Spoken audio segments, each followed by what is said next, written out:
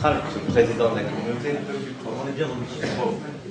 Chers amis, je voudrais juste partager avec vous ce grand moment de l'inauguration de 2 rouleaux de la Torah, en mesurant avec vous peut-être l'importance de ce qui se déroule ici, ce qui se passe, où contrairement au chemin de l'histoire qui veut que chacun puisse ajouter sa propre pierre à un édifice déjà construit, où on pourrait considérer que la grandeur de chaque génération serait d'ajouter son mot, son apport personnel. La force de ce qui se passe ici, c'est que on fait tout pour que ce rouleau soit absolument identique à ceux qui l'ont précédé, et que ce rouleau soit absolument identique à ceux que Moïse a écrits, et que Moïse a transmis à chacune des tribus. L'enjeu finalement n'est pas tant d'innover, mais de savoir retrouver un appel premier. Et lorsqu'on comprend ce qu'on écrit dans ce rouleau, on prend les dernières lettres, alors bien sûr on écrit les dernières lettres, on n'écrit pas les premières lettres qui ont déjà été écrites depuis longtemps, mais il y a un lien entre les dernières lettres et les premières lettres, puisque vous savez qu'il n'y a jamais de solution de continuité dans la lecture de la Torah, que le jour du Simchat Torah, même si aujourd'hui on a le sentiment d'être un peu à Simchat Torah, on en chante les chansons, on a l'ambiance, il y a le monde, il manque plus que les bonbons, mais j'en ai vu passer tout à l'heure. J'en ai vu, mais pas beaucoup et pas devant. J'étais très frustré. À Simchat Torah, vous savez bien qu'on finit la lecture de la Torah et on débute immédiatement. Et l'enchaînement fait qu'on peut relire les mots en suivant. Le dernier mot de la Torah, c'est Israël.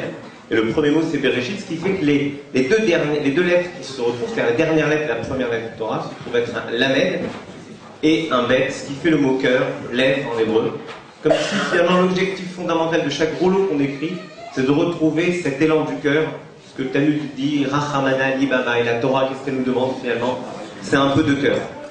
Et si aujourd'hui tout le monde est content, le seul qui est un peu embêté aujourd'hui, c'est moi, parce que mon épouse m'a fait signe de loin tout à l'heure en me disant, mais dis donc, quand moi tu m'as offert mon Sefer Torah, tu m'as pas fait tout le tralala comme ça, tu m'as pas fait les coutures, les chants, et c'était une bonne remarque. Sauf que la grande différence, c'est qu'un rouleau de la Torah, quand il est offert dans une synagogue, il a vocation à fédérer toute une communauté. Et bien plus largement qu'une communauté, il a vocation à retrouver ce geste qu'ont trouvé les sages au moment de la chute du temple.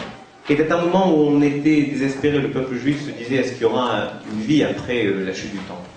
Il y a des maîtres, des rabbins, qui ont conçu que l'idée du judaïsme, du même judaïsme, c'était de transmettre l'interprétation, de transmettre le texte, de transmettre un intérêt à une histoire qui était notre histoire. Et c'est ce qu'ont fait ces rabbins, lorsqu'ils ont pris dans la main un rouleau de la Torah, dans l'autre main ils ont pris des enfants, et c'était très émouvant de voir ces jeunes tout à l'heure chanter et anticiper déjà encore une fois sur le texte qu'on allait lire à Simchat Torah. Et ils ont pris donc des valeurs, un rouleau de Torah qui symbolise des valeurs, ils ont pris la garantie du futur, et ils ont dit lorsqu'on donnera des valeurs à notre futur, alors on est certain de la pérennité du peuple d'Israël.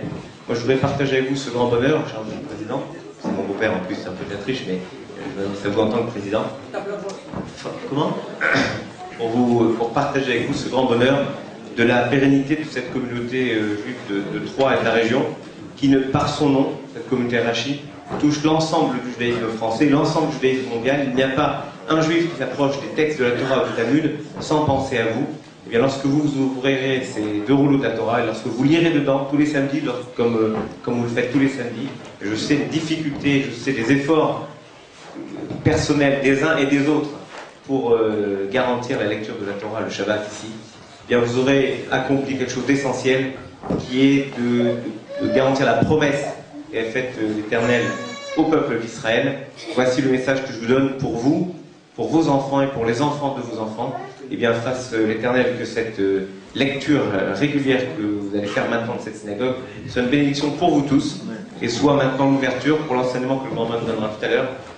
Car lorsque on a un rouleau de la Torah et un enfant, lorsqu'on transmet des valeurs à cet enfant, c'est pour lui permettre de comprendre ce qui est son héritage. Et son héritage, ce sont les rabbins qui le communiquent.